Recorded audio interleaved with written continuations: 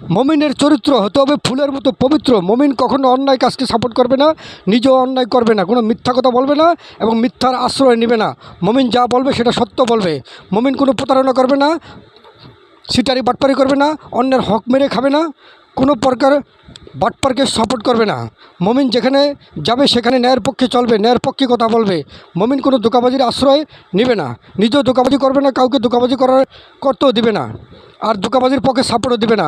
এবং আগে যারা মমিন মানুষ ছিল তারা মুখের কথা জমি জমা বিক্রি করে ফেলতো এবং মৃত্যুর সময় হলে নানাতকুরকে বলে যেত, সন্তানকে বলে যেত, এই সম্পত্তি আমি বিক্রি করে ফেলেছি, আমি মুখে কথা দিয়েছি, এই সম্পত্তি থেকে তোমরা আর হাত বাড়াইবে না।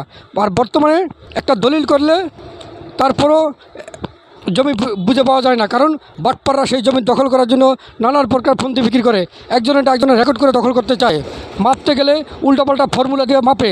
এই সমস্ত মুনাফিকদের দাড়ি টুপি পাঞ্জাবি